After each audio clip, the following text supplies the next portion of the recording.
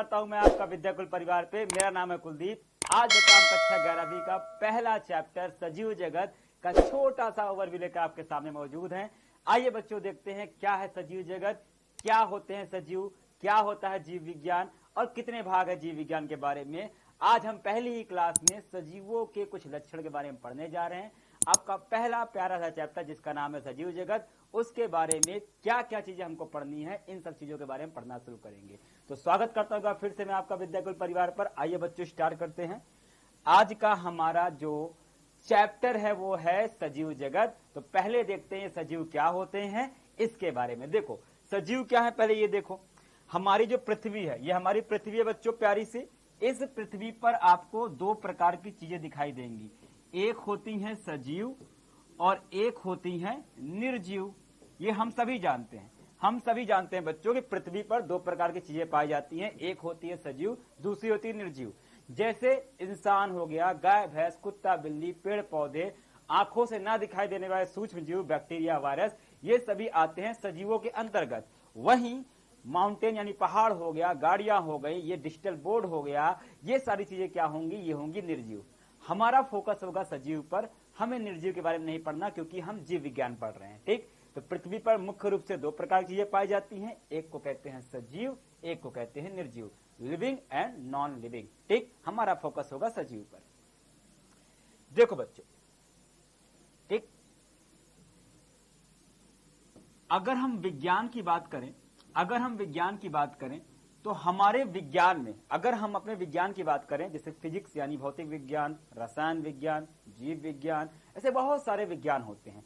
तो विज्ञान की एक शाखा है बच्चों जिसे हम कहते हैं जीव विज्ञान, जिसे हम कहते हैं बेटा जीव विज्ञान यानी बायोलॉजी, जो हम पढ़ेंगे, जो हमारा आज चैप्टर और विषय है बायोलॉजी। तो ये जो बायोलॉजी है, ये जो जीव विज्ञान है, ये विज्ञान की वह शाखा है जिसमें हम सजीवों का अध्ययन करेंगे, निर्जीव के बारे में नहीं। हम सजीव के बारे में अध्ययन करते हैं।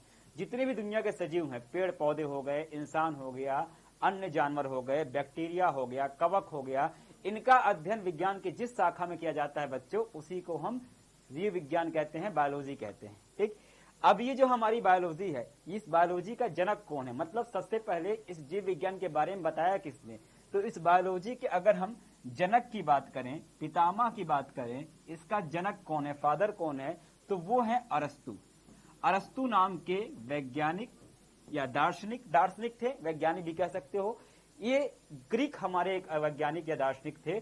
इन्होंने सबसे पहले जीव विज्ञान को परिभाषित किया था, जीव विज्ञान के बारे में बताया था। ये जीव विज्ञान के जनक हैं। ठीक, आइए देखिए, हमने इस बात को यहाँ पे लिखा भी हुआ है। क्या लिखा बेटा, पृथ्वी पर उपस्थित सभी सजीवों का अध्ययन विज्ञान के जिस शाखा के अंतर्गत किया जाता है उसे हम जीव विज्ञान या बायोलॉजी कहते हैं। ठीक, ये हमारा विषय है जिसके बारे में हमको कक्षा 11 में पूरा पढ़ना है। जीव विज्ञान के जनक अरस्तु बेटा, इनका असली नाम एरिस्टोटल था, इनको इंडिया में अरस्तु के नाम से जाना जाता है। तो एरिस्टोटल या अरस्तु ये जीव विज्ञान के जनक है। उसके बाद बेटा ये जीव विज्ञान जो है इसको मुख्य रूप से दो शाखाओं में विभाजित किया जाता है। जैसे विज्ञान की कई शाखाओं में से एक शाखा आपका जीव विज्ञान है, उसी प्रकार से इस जीव विज्ञान को भी दो शाखाओं में बांटा जाता है मुख्य रूप से। कौन कौन सी शाखा बेटा, देखो देखो, एक है इधर, ठीक, एक है जंतु विज्ञान यानी कि जूलॉजी। दुनिया के जितने भी जानवर हैं, जितने भी ऐसे जीव हैं जो कि जंतु कोशिका से बने हैं। हम जानते हैं बेटा कि पौधे अलग कोशिकाओं से बने होते हैं, उनको हम पादप कोशिका कहते हैं, प्लांट सेल, और जंतु अलग कोशिकाओं से बने होते हैं जिनको हम कहते हैं जंतु कोशिका। तो ऐसे सभी जीव जो जंतु कोशिका बने होते हैं, गाय भैंस, कुत्ता बिल्ली, अमीबा, पैरामीशियम, यहां तक कि हम और आप यानी इंसान भी जिस कोशिका से बने होते हैं जंतु कोशिका। तो दुनिया के जितने जंतु होते हैं, चाहे वो बड़े हैं चाहे छोटे हैं, उनका अध्ययन जीव विज्ञान की जिस शाखा के अंतर्गत किया जाता है उसे हम कहते हैं जंतु विज्ञान। ठीक है, याद रखिएगा, हम सजीवों का, सजीव में सब आ जाएंगे, पौधे, इंसान सब आ जाएंगे, लेकिन उसके बाद जीव विज्ञान को ही बांटेंगे तो दो भाग बांटेंगे बेटा। एक भाग वो जो कि सिर्फ जंतुओं के बारे में जिसमें पढ़ना होता है उसे हम कहते हैं जंतु विज्ञान या जूलॉजी। और इसके भी जनक कौन थे, अरस्तु ही थे। अरस्तु ही वो साइंटिस्ट थे जिन्होंने इसके बारे में बताया था। ये अरस्तु बेटा, ये जो आप चित्र देख रहे हैं ये अरस्तु का, ये महान दार्शनिक थे, बहुत ज्ञानी थे बेटा। तो अरस्तु ये जो अरस्तु का आप चित्र देख रहे हैं, यही वो वैज्ञानिक या दार्शनिक है जिन्होंने न सिर्फ जीव विज्ञान बल्कि जीव विज्ञान की एक शाखा यानी कि जंतु विज्ञान के बारे में भी बताया था। दूसरा है बेटा दूसरी शाखा, ये पहली शाखा है जंतु विज्ञान जीव विज्ञान की, और ये दूसरी शाखा है वनस्पति विज्ञान। वनस्पति विज्ञान क्या होता है बच्चों? बॉटनी या वनस्पति विज्ञान यह जीव विज्ञान की वह शाखा है प्यारे बच्चों जिसमें पेड़ पौधों या फिर पादपों का क्या किया जाता है? अध्ययन किया जाएगा। पेड़ पौधे, घास हो गया, वृक्ष हो गया, सब्जी हो गया, झाड़ियां हो गया, इन सब का अध्ययन जीव विज्ञान की जिस शाखा में किया जाता है उसको हम वनस्पति विज्ञान।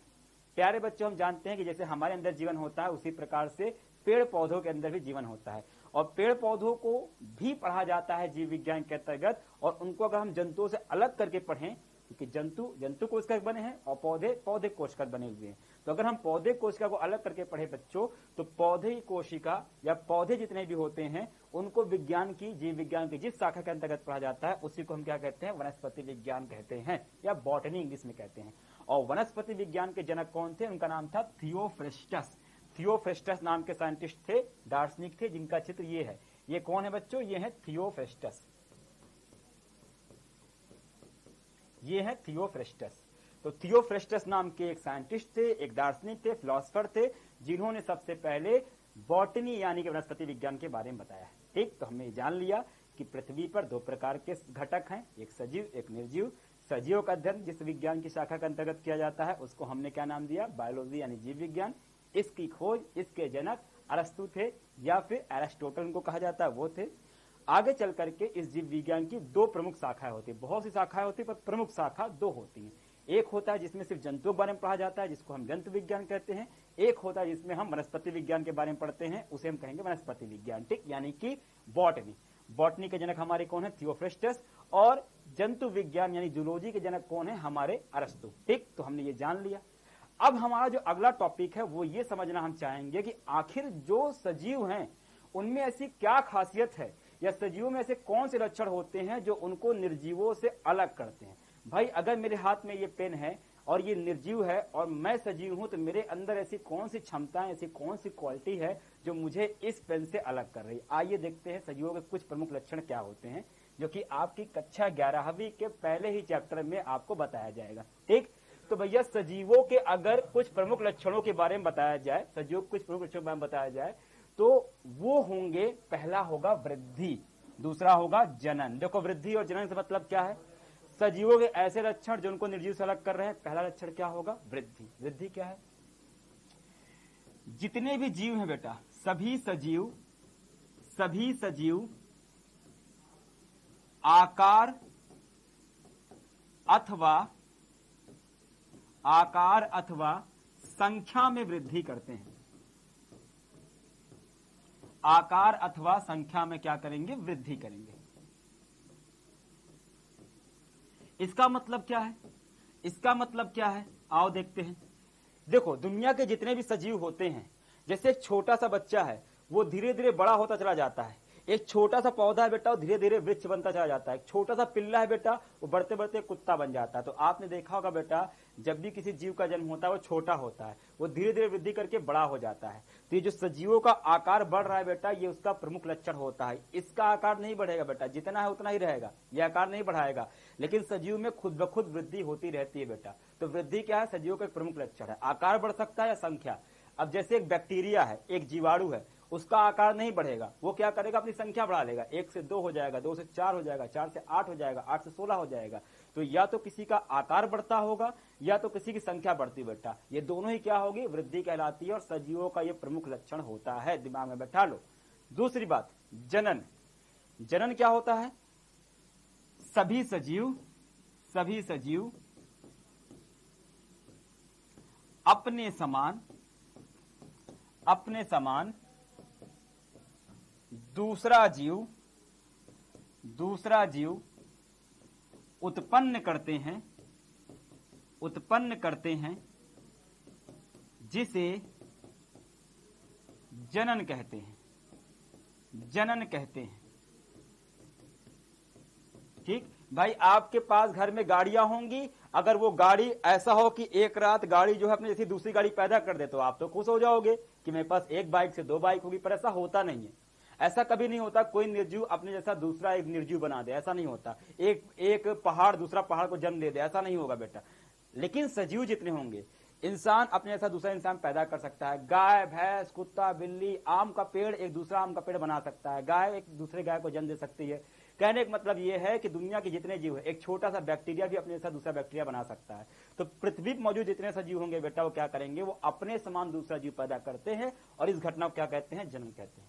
अब आपसे कोई पूछे कि सजीव के प्रमुख लक्षण क्या होते हैं, तो पहला आप क्या बताएंगे, वृद्धि करना। सभी सजीव वृद्धि करते हैं। दूसरा आप क्या बताएंगे, सभी सजीव क्या करते हैं, अपने समान दूसरा जीव उत्पन्न करते हैं, जिसे हम क्या कहते हैं, जनन कहते हैं। आओ तीसरा लक्षण देखते हैं। तीसरा है उपापचय। आओ उपापचय देखते हैं।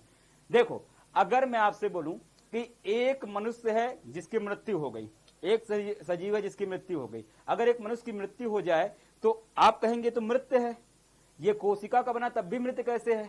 अब भाई हम हैं, हम सजीव हैं, हम सजीव हैं अभी, पर मान लो किसी व्यक्ति की डेथ हो जाए तो उसे कहते मर गया, तो वो निर्जीव हो गया, तो उसे निर्जीव क्यों कहते हो, क्योंकि ये तो सजीव है, हम सजीव हैं, जिस चीज से हम बने हैं वही से डेड बॉडी बनी बेटा, उसको निर्जीव क्यों कहते हैं। आइए समझते हैं बेटा। दुनिया की जितनी कोशिका होती है, प्रत्येक कोशिका में रासायनिक अभिक्रिया होती है। दुनिया के जितने जीव हैं,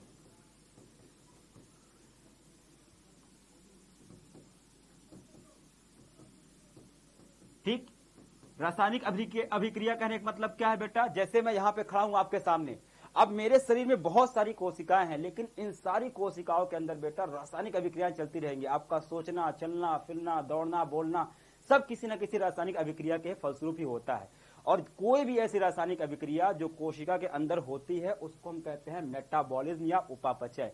तो याद रखो, एक मृत शरीर डेड बॉडी भी कोशिका से बनी है, पर उसकी कोशिकाओं में रासायनिक अभिक्रिया नहीं हो रही, इसलिए बेटा उसको हम सजीव नहीं मानेंगे। और इस शरीर में जो कोशिकाएं हैं उसके अंदर रासायनिक अभिक्रियाएं हो रही हैं, उपापचय हो रहा है, इसलिए क्या है, एक सजीव है। तो दुनिया के जितने भी सजीव होते हैं उनकी कोशिकाओं में उपापचय होता है, वो चाहे बैक्टीरिया है, चाहे इंसान है, चाहे पौधा, चाहे जो जीव है। एक लास्ट लक्षण देख लेते हैं बेटा सजीवों का, वो है चेतना यानी कॉन्शियसनेस। चेतना क्या होती है, सभी सजीव वातावरण को महसूस कर सकते हैं, वातावरण को महसूस कर सकते हैं, को महसूस करके प्रतिक्रिया करते हैं, प्रतिक्रिया करते हैं। ठीक, इसका मतलब क्या है, देखो जैसे ये मैं अपने हाथ में पेन लेकर बैठा हूं, मैं इससे बोलूं कि तुम बहुत दुष्ट हो, ये कुछ प्रतिक्रिया नहीं करेगा। मैं इससे बोलूं तुम बहुत अच्छे हो, ये कोई प्रतिक्रिया नहीं करेगा। पर मान लो मैं चल रहा हूं, रास्ते में कोई मुझे बुलाएगा, मैं पीछे मुड़ के देखूंगा, कोई छोटा सा पेड़ है उसको धूप लगेगी, मुरझा जाएगा। एक कुत्ते को आप बुलाओगे कि आ जाओ बेटा टॉमी आ जाओ, तो पूंछ हिलाएगा। तो दुनिया के जितने भी सजीव होते हैं वो अपने आसपास के वातावरण को महसूस कर सकते हैं और महसूस करके उसके खिलाफ प्रतिक्रिया देते हैं, इसको कहते हैं चेतना। निर्जीव में चेतना नहीं, मैं अपने बाइक को बोलूं कि भाई चलो चलते हैं यहां से, वो नहीं चलेगी, मुझे उसे चलाना पड़ेगा। लेकिन मैं अपने किसी छोटे भाई बहन को बोलूं कि चलो यहां से, वो चल पड़ेगा। क्यों, क्योंकि वो सजीव है। निर्जीव में चीज देखने को नहीं मिलती। तो प्यारे बच्चों, आज हमने क्या सीखा, आज हमने देखा कि सजीव क्या होते हैं, सजीव का अध्ययन किस विज्ञान की शाखा के अंतर्गत किया जाता है, उसको हम जीव विज्ञान कहते हैं, जिसके जनक अरस्तु हैं। इसको हमने दो भाग में बांटा, एक जंतु विज्ञान यानी कि जूलॉजी, दूसरा वनस्पति विज्ञान यानी बॉटनी। अब इस सजीव जिसके बारे में हम पढ़ने जा रहे हैं, जो हम सजीव पढ़ते हैं पूरे के पूरे हमारे जीव विज्ञान में, उनके कुछ लक्षण होते हैं। वृद्धि करना यानी उनका आकार अथवा उनकी संख्या बढ़ना। दूसरा क्या होगा बच्चों, दूसरा होगा जनन करना, प्रत्येक जीव अपने समान दूसरा जीव उत्पन्न कर सकता है। तीसरा क्या होगा, उपापचय होना, प्रत्येक जीव की कोशिका में क्या होगा बच्चों, रासायनिक अभिक्रिया होंगी। पांचवा क्या होगा, सभी सजीव अपने आसपास के वातावरण को महसूस करके प्रतिक्रिया करते हैं।